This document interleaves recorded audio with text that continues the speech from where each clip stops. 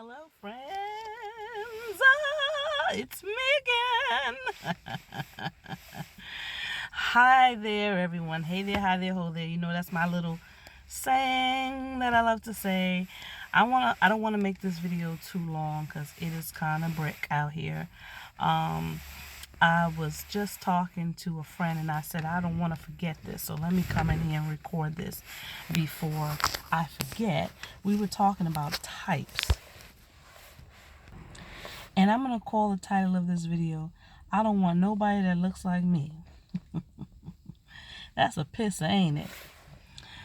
I was saying that I come to the realization that I shouldn't be with my type. I came to the realization in thinking about myself in retrospect and what is my type, that my type is something that has turned out repeatedly to not work for me, has turned out repeatedly to be bad for me, has turned out to be the relationships or situations, either way you put it, it's a relationship, even though you're not a couple, right? Even if you're friends, your couples is a kind of relationship. They've turned out to be relationships that have, I want to say, wound up hurting me the most. And so I have been really conscious over these years of just working on myself to try to deviate from type, not have a type. And I was saying to someone recently that I think, in my opinion, a type is based on lust. When people have a type, I think that, and this is my opinion, I think that they're basing who they want on the fantasy that they have in their head of what that person should be like without and before even knowing the person. And then the rest of it is based on how they look. Like when people say, I like my men to be 6 feet, or I like my men to be 5 feet, or whatever it is, or my women, or whatever it is your preference. I like my man to have thick calves. I like my man to have to be buff, to be muscular, or to be skinny, or to be tall and lanky, whatever it is. And then you kind of just keep sticking to that thing. I think it's because it fits into your fantasy of perfection. And anyway, it has never been good for me, because anytime I was in any type of relationship with the type always became like almost a celebrity to me. Like I couldn't really be myself.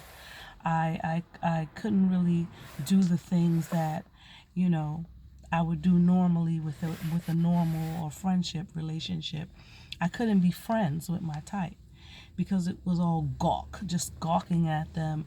It was all just googly, dreamy eyes. You know, it wasn't realistic. So once that wore off, once that whatever it is, that fascination wore off for me, and maybe I don't know if they were feeling the same thing, but I'm just talking from my own perspective. It was then you start to see, or I started to see all of the faults and the flaws, and then that's when we started to clash in each one of those situations where I wound up with my type.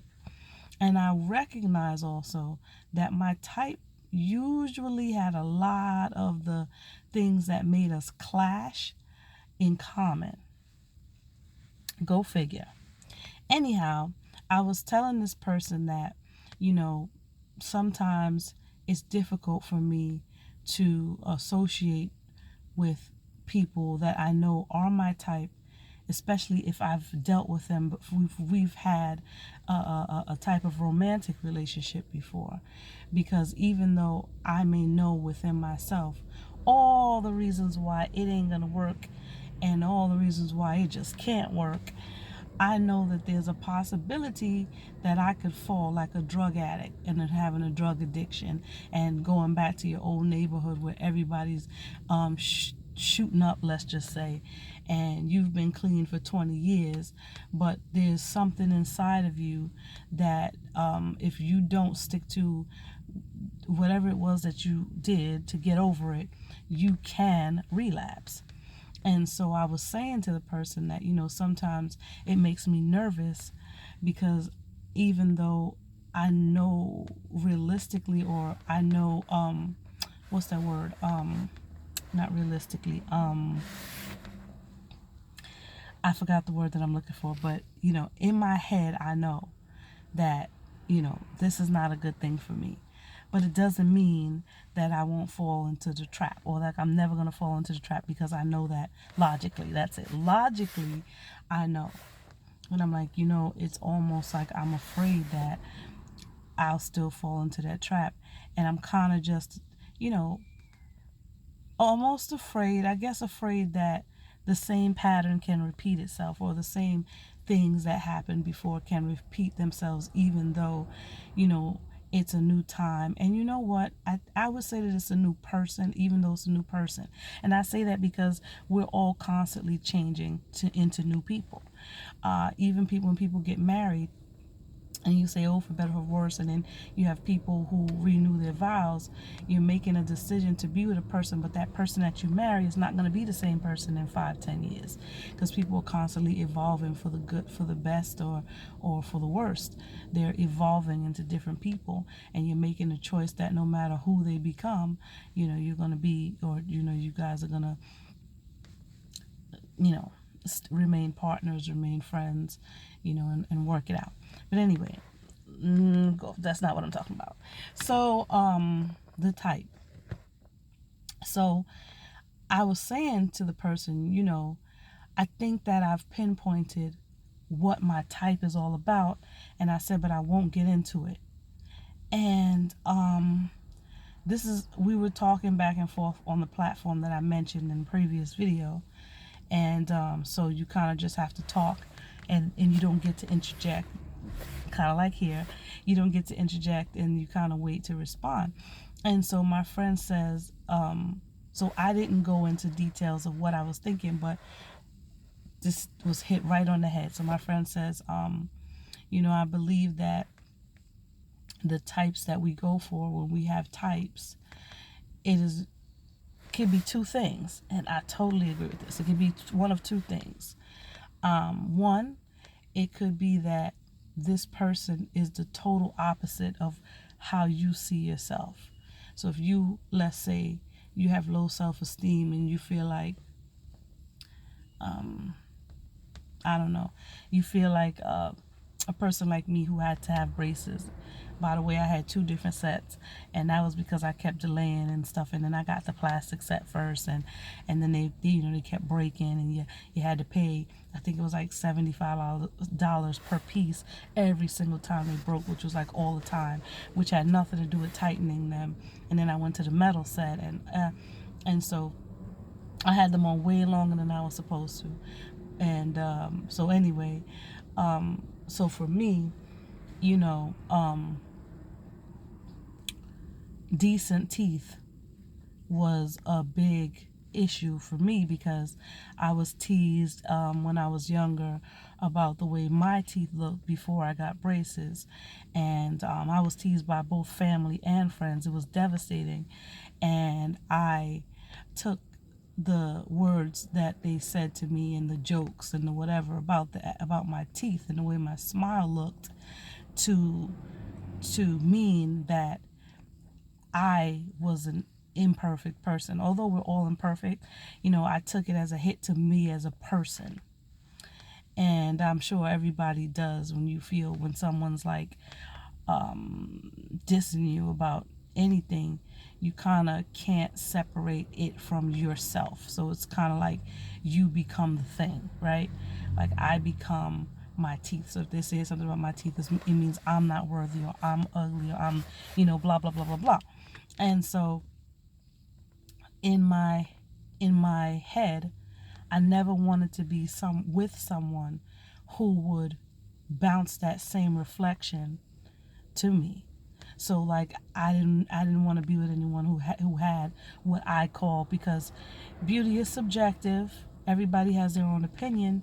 Everybody has their own opinion of what's cute and what's pretty and what's hot and what's not. So in my opinion, There's certain things about the way other people's teeth may look that may be different from mine that I'm not comfortable with.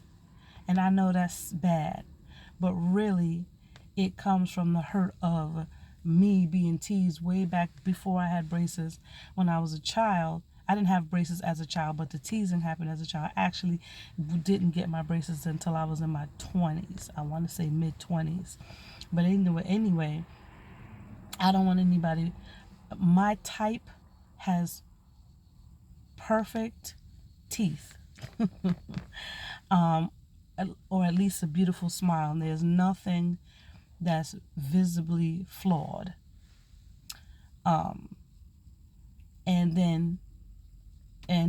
So that's just one example. And I'm not going to go through every example of what my type is, but I'm just saying that what she said really, really, really made sense. And I want you guys to think about this if you're in the same boat, and about that type stuff, and whether it's worth fighting for or holding out for your type, just like letting good men pass you by because they're not your type.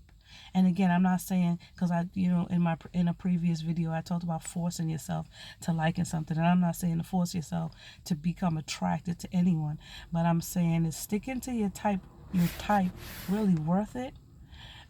So sometimes to wrap that up, your type is just the opposite of what you don't like about yourself, because if they have that thing that you don't like about yourself, or those things, they may reflect it back on you. So you seeing that in them might be like, oh gosh, you're kind of embarrassed and or ashamed because you see that in them, and you don't want anybody to see that in you. It kind of feels like they're mirroring you. And the second thing is that she was saying, my friend was saying, that your type can be actually a mirror reflection of yourself. So you can be going after somebody that's just as popular as you, or just as, they everything about them is a mirror of what you have. Like you have that, something about the stop, it's really cold out here.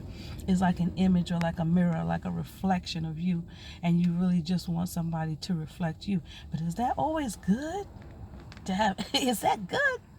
It's almost like dating yourself. Is that good? So I mean, it's funny. What do you guys think about type? Comment below. Let me know.